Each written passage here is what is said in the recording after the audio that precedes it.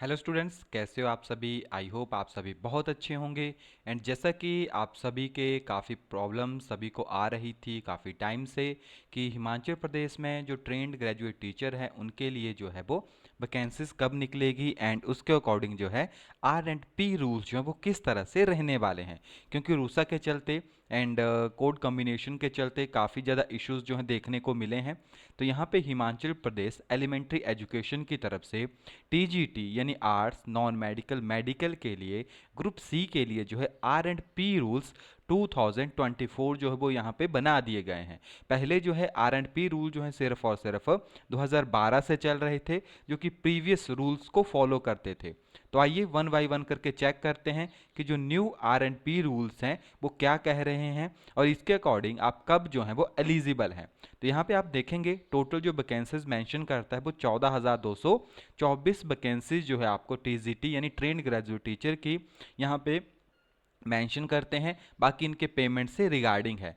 As में कोई भी इशू नहीं है, बिटवीन 18 टू 45 जो है आपका एलिजिबिलिटी क्राइटेरिया है, अगर आप डायरेक्ट रिक्वायरमेंट यानी कमीशन के लिए एलिजिबल होना चाहते हैं तो।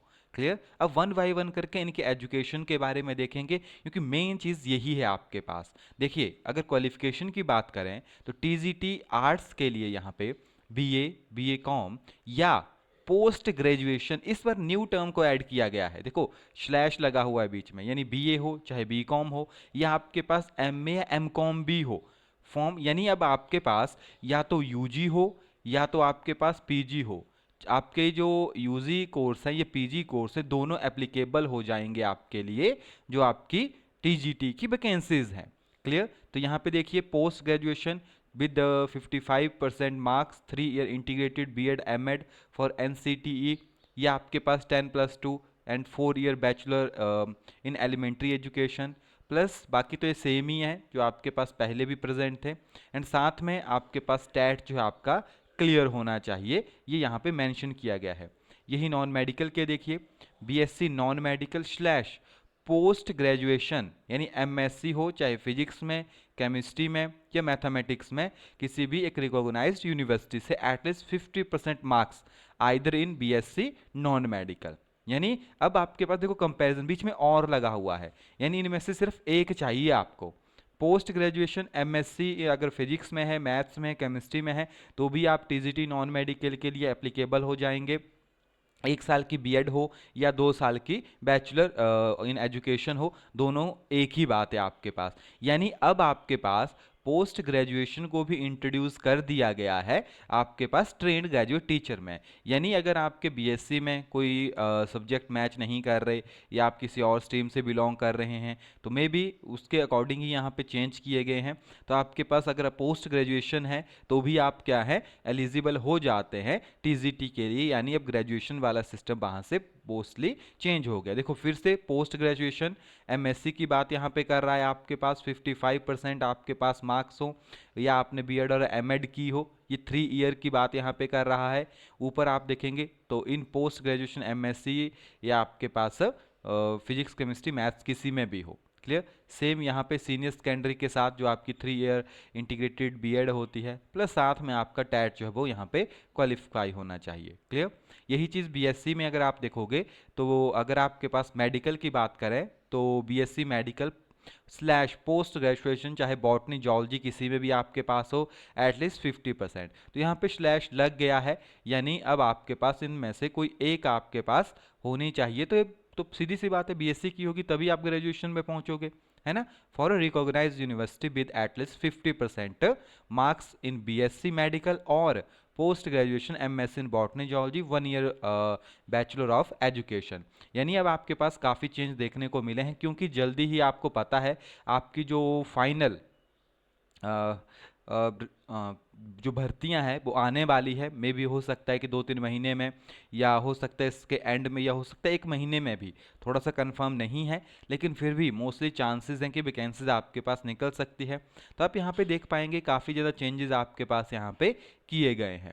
बाकी आपके पास और डिटेल्स हैं यहाँ पे, किस तरह से सिलेक्शन होगी, किस तरह से छूट आपके पास दी गई है कैंडिडेट को अगर कोई स्पेशल कैटेगरी से बिलोंग करता है, किस तरह से आपके पास प्रमोशन होगी, कितना परसेंट प्रमोशन होगी, कितने के अकॉर्डिंग आपके पास ये सारी चीज़ें वेरी करेगी। तो हर एक चीज़ यहाँ पे जो है वो प्रॉपरली रिप्रेजेंट की गई है, ये हमने अपलोड कर दी है। बाकी आप हिमाचल प्रदेश एलिमेंट्री एजुकेशन की साइट के ऊपर जाके, तो वहाँ पे जाके आप इसको डाउनलोड कर सकते हैं, या वी आर अकेडमी की एप्लीकेशन में इसको ऑलरेडी डाल दिया गया है।